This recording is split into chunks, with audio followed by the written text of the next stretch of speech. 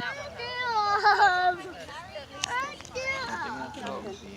your shoe off. You're gonna get rocks on your feet. Okay, go.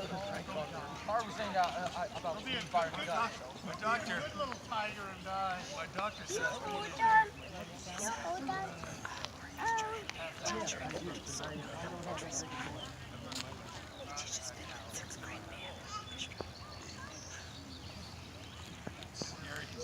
I see Rose again. Oh, good. She's on me. Mrs. Johnson's husband. Oh, look, Lincoln's moving the speaker.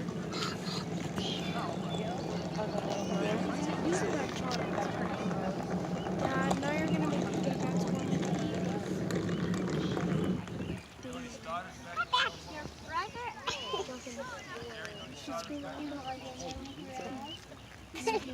Sticker with No, don't do anything. He's liking Behave us. yourself. It's okay. When are they going to shoot it? They're getting ready. Look at my long ears.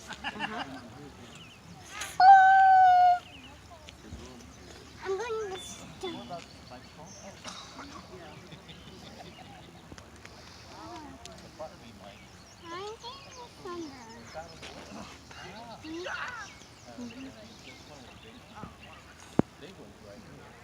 Oh yeah.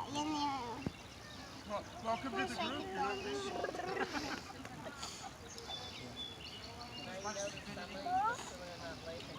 This is a small here. Ow.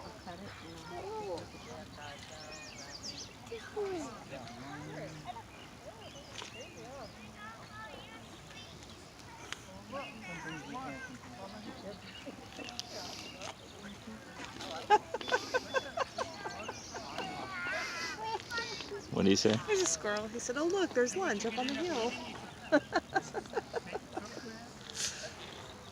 Maybe a snack. I don't know if he's going it after dinner or what. Good morning. Good morning. We're going to do a quick walkthrough, and then we're going to load and fire one blank round out of the Napoleon over here. During the walkthrough, I'm going to explain what each position does and the implements that they carry. Cannoneers to your position.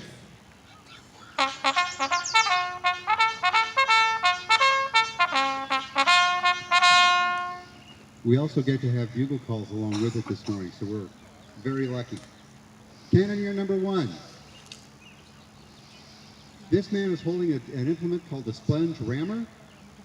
The sponge part is a wool cover that is dipped in water and is put down the barrel to extinguish any live sparks that might be left over from the shell before. On the other end of the sponge rammer is a ramming knob, and that's what actually seats the cartridge into the barrel. Cannoneer number 2. Cannoneer number 2 is the first man to service the barrel after it's fired. The implement he's got is called a worm, and it's like a giant corkscrew. He puts it down the barrel and twists it to get any debris out of the barrel. When this gun is live fired, especially during the Civil War, when the powder bag were either a real heavy linen or a heavy wool, it would leave a disc at the back of the barrel, and it would be smoldering when it came out. Cannoneer number 3. Cannoneer number 3 has a little glove on his thumb that's called a thumb stall. He puts that over the vent anytime the barrel is serviced, because the last thing we want on this gun is air moving through that barrel to fan a spark into a bigger spark. In his other hand, he has what's called as a priming wire. And if the command prick, he will put that down the vent into the powder bag to puncture a hole so that it can be fired. Cannoneer number 4. Cannoneer number 4 has a friction primer, and he also has a lanyard. A friction primer is a small brass tube that has powder in it. It also has fulminate of mercury in it, and it's got a serrated wire. When you pull the wire out, it ignites the fulminate of mercury and the powder and sends a charge down into the powder bag. You notice that he's got a lanyard there with a really long lanyard. That is so he can stand outside the line of wheels when he pulls it and fires the gun. You'll notice that when we fire this, everybody will be outside the line of wheels. When this gun is live fired with a full service charge, it will recoil anywhere from 6 to 8 feet. Cannoneer number 5. He's a man back at the limber chest, and he's actually going to carry the round forward to the number 2 man so that the number 1 man can load it. So now we're going to do just a dry walkthrough so you can see how it works before we actually fire. Load. 1 blank round. Load. Worm.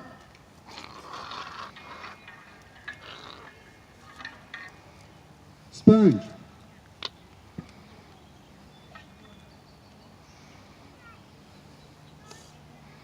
Advance the round.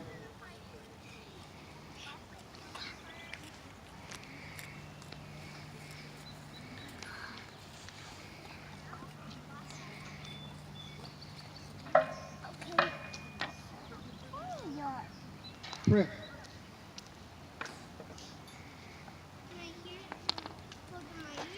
Logan, do that somewhere else. Hey! Yeah. Not fiction primer. Prepare to fire. Fire.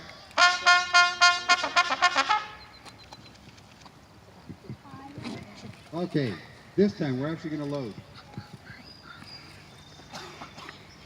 Load. 1 blank round. Load. Worm.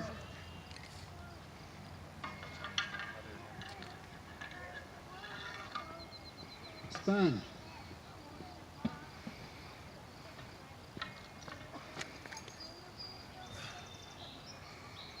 Advance the round.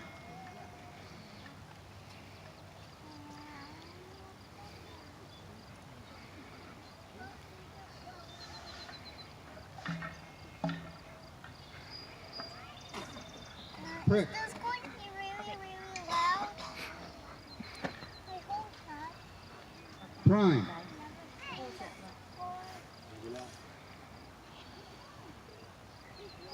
Fire in the hole. Prepare to fire. Fire.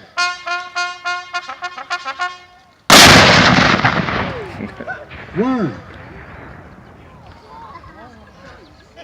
Could you imagine like That's scary. 20 or 30 of those going off at once? No wonder old people from those can hear that.